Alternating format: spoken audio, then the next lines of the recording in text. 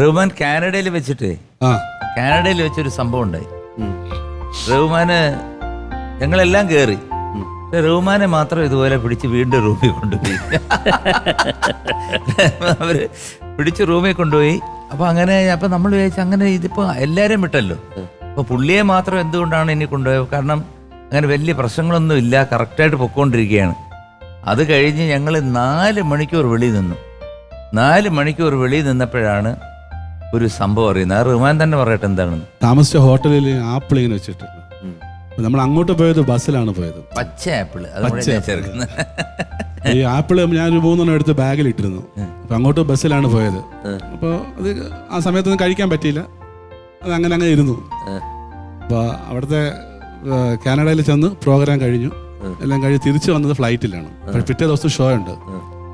തിരിച്ചു വന്ന വഴി എന്നെ പിടിച്ചു നിർത്തി. അവർ നോക്കിയപ്പോൾ 3 ഉണ്ട സ്കാൻ ചെയ്തപ്പോൾ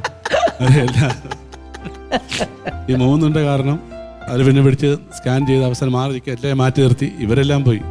അവസാനം നമ്മുടെ സ്പോൺസർ എന്നെ അന്വേഷിച്ച് വന്നപ്പോഴാണ് പുള്ളി പറഞ്ഞ്, ബാഗ് തുറന്നു നോക്കിയപ്പോൾ 3 ആപ്പിള്. നിനക്ക് ഇത്രയ്ക്ക് വിശപ്പാണോ ചോദിക്കും. എന്തുകൊണ്ടാണ് റഹ്മാൻ ഈ തമിഴും ഹിന്ദിയും മലയാളം നന്നായിട്ട് പാടും, എങ്കിലും ഞാൻ ചോദിക്കുന്നത് അതിനകത്താണോ കോൺസെൻട്രേറ്റ് ചെയ്തത്, അതോ എല്ലാവരും വിളിക്കുന്നത് അതിന് വേണ്ടിയിട്ടാണോ? എല്ലാവരും തമിഴ് പാടാൻ വേണ്ടിയാണ് വിളിക്കുന്നത്. കാര്യം മലയാളം സിംഗർ മിക്കവാറും എല്ലാ ട്രൂപ്പിലും ഉണ്ടാവും. കൊച്ചിലെ നമുക്ക് കടയുണ്ടായിരുന്നു. അപ്പൊ ഈ കടയിൽ ശ്രീലങ്കൻ പ്രക്ഷേപണമായിരുന്നു. അതിനകത്ത് മൊത്തം തമിഴ് പാട്ടുകളാണ്. അത് മറ്റേ മച്ചാന പാത്തിങ്കള, ND റാക്കും അങ്ങനെയുള്ള പഴയ പാട്ടുകളാണ് അന്ന് കേട്ടോണ്ടത്. അപ്പൊ അങ്ങനെ അത് കേട്ട് അതിനകത്തോട്ട് ഭയങ്കര ഇഷ്ടമായി. അങ്ങനെ പിന്നെ തമിഴ് പാട്ടങ്ങ് പാടി തുടങ്ങി. അപ്പൊ എന്തായാലും നമുക്കൊരു പാട്ടിലോട്ട് കിടക്കാം. ഓക്കെ.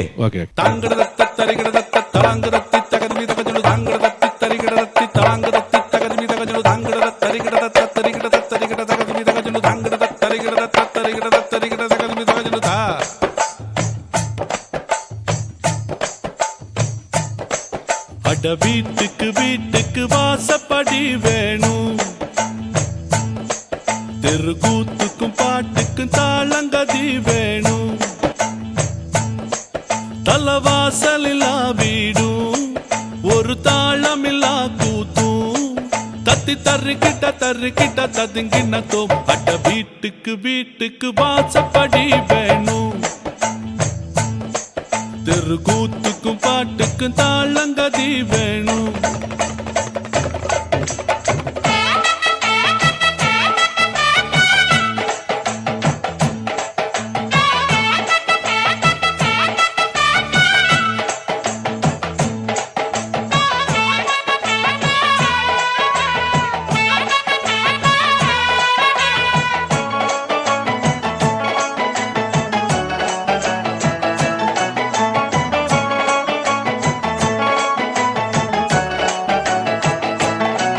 அலையாடிடுமார் கடல் மட்டும், அதில் முத்த எடுப்பவன் கஷ்டம் இந்த ஊருக்கு தெரியாது. உள் மனசில 1000 வாரம், அது பாட்டில ஓடிடும் தூரம், இது யாருக்கும் புரியாது. ஒன்னில்லாம 2 இல்லை, ஆணில்லாத பெண்ணும் இல்லை, பெண்ணில்லாம யாரும் இல்லை, துன்பமில்லா பேரும் இல்லை, வாசலில்லா வீடும் ஒரு தாளமில்லா கூத்தும், தத்தி தருக்கிட்ட தத்திங்கினத்தும். அட்ட வீட்டுக்கு வாசப்படி வேணும்,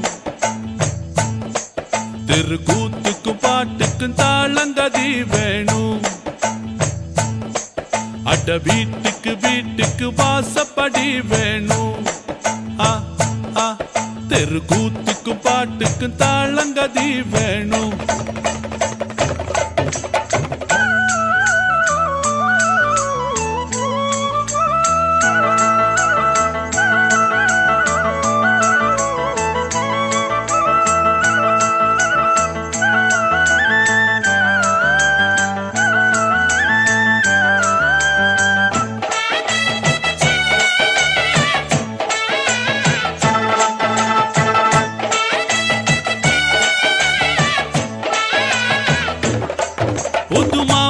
பொன்னையும் வாரு, 2 மாடுகள் பூட்டிய ஏறு, என்றும் வாழணும் பல்லாண்டு ஒரு மல்லிகை மெத்தைய போட்டு அந்த மன்மத வித்தைய காட்டு நான் கேட்கணும் தாலாட்டு ஆடையில்லா உடலும் இல்லை அலையில்லாத கடலும் இல்லை ஓசையில்லா மணியும் இல்லை ஆசையில்லா மனசும் இல்லை வாசலில்லா வீடும் ஒரு தாளமில்லா கூத்தும் தத்தி தர்றிக்கிட்ட தத்திங்கினதோ அட வீட்டுக்கு வாசப்படி வேணும் தெரு கூத்துக்கும் பாட்டுக்கும் தாளங்கதி வேணும்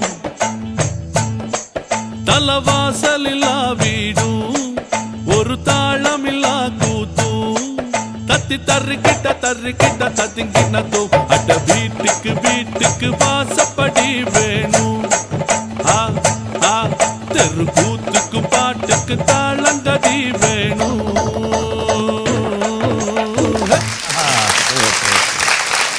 റഹ്മാൻ, യെസ് സർ. റഹ്മാൻ എൻ്റെ കൂടെ വരുന്നതിന് മുമ്പ് ഈ പാട്ട് പാടിക്കൊണ്ടിരുന്ന ഞാനാ. ഞാൻ സാർ പാടുന്നത് ഞാൻ കേട്ടിട്ടുണ്ട്, ഉണ്ട്. ഭീമാപ്പള്ളിയിൽ ഒരു പ്രോഗ്രാം. അതെ, കാരണം ഈ പാട്ട് അന്ന് ഇറങ്ങിയ സമയത്ത് ഈ പാട്ട് പാടിയില്ലേ നമുക്ക് സ്റ്റേജിൽ നിന്ന് താഴോട്ട് ഇറങ്ങാൻ സമ്മതിക്കത്തില്ല അല്ലേ? ചേട്ടനും വല്ല ഓർമ്മയുണ്ടത്? എനിക്ക് ഓർമ്മ, എന്റെ ഓർമ്മ എന്ന് പറഞ്ഞാൽ ഈ പാട്ട് ഞാൻ റെക്കോർഡിങ്ങിന് വയലിൻ വായിച്ചിട്ടുള്ള പാട്ടാണ്. റെക്കോർഡിങ്ങിന് പിന്നെ ഇളയരാജ സാറിന്റെ കൂടെ. അപ്പൊ ഇതിന്റെ പിന്നിൽ ഭയങ്കര ഒരു കോമഡി ഉണ്ട്. അതിപ്പോ എനിക്ക് തോന്നുന്നു ഇവിടെ വയലിനിസ്റ്റുമാരോട്, വെസ്റ്റേൺ വയലിനിസ്റ്റുമാരോട് ചോദിച്ചാൽ അറിയാം ഒരു കാര്യം. ഞങ്ങൾക്ക് ഹണിമൻ ട്യൂട്ടർ എന്ന് പറഞ്ഞിട്ട് ഫസ്റ്റ് വയലിൻ പഠിക്കുന്ന ഒരു ബുക്കാണ് എല്ലാവരും. അതിതാണ് പപ്പ പപ്പ പപ്പ പപ്പ പപ്പ ടട്ട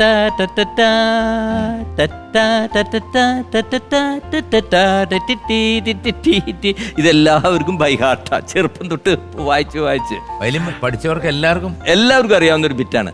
അപ്പൊ ഇത് ഇളയരാജ സാറിനൊരു പ്രത്യേകതയുണ്ട്. അദ്ദേഹം നാച്ചുറലായിട്ട് എവിടെന്നെങ്കിലും കിളി ശബ്ദം ഉണ്ടാക്കി കഴിഞ്ഞാൽ അതിൽ നിന്ന് എടുത്തൊരു പാട്ടുണ്ടാക്കും അദ്ദേഹം, മനോഹരമായിട്ടുള്ള പാട്ടുകൾ. അപ്പോൾ ഇത് എവിടെയോ അദ്ദേഹത്തിൻ്റെ ഹൃദയത്തിൽ കാതിൽ കേട്ടിട്ടുണ്ടാവും ഈ വായിക്കുന്ന ബിറ്റ്. പിന്നെ അദ്ദേഹം ഒരുപാട് വെസ്റ്റേൺ ക്ലാസിക്കിൽ ഇൻസ്പയർ ചെയ്ത് ഒക്കെ മ്യൂസിക് ചെയ്യുന്ന ആളാണ്. അപ്പം ഇത് പെട്ടെന്ന് വളരെ മനോഹരമായിട്ടുള്ളൊരു ഗാനമാണ് അദ്ദേഹം ഉണ്ടാക്കി തന്നിരിക്കുന്നത്. പക്ഷേ ഇത് റിഹേഴ്സൽ കഴിഞ്ഞപ്പോൾ ഞങ്ങളുടെ കൂടെ വയലിൻ വായിക്കുന്ന വേറൊരു വിദ്വാനുണ്ട്, അദ്ദേഹത്തിൻ്റെ സമകാലികനാണ്, എന്തും പറയാം. റിഹേഴ്സൽ കഴിഞ്ഞ് എല്ലാവരും കൈതട്ടി അദ്ദേഹം തിരിച്ചു പോകണം നേരത്തെ ഇവൻ ഇത് വായിച്ചു. നരസിംഹനല്ല, പ്രഭാകർ ഇത് വായിച്ചു ഡേ തിരുടാന്ന് പറഞ്ഞിട്ട് പുള്ളി തമാശയ്ക്ക് ജസ്റ്റ് അറിഞ്ഞുകൊണ്ട് തന്നെ ചെയ്യുന്ന ഒരു ഇതാണ്. നല്ല രസമായിട്ടുള്ള ഒരു അനുഭവമാണത്.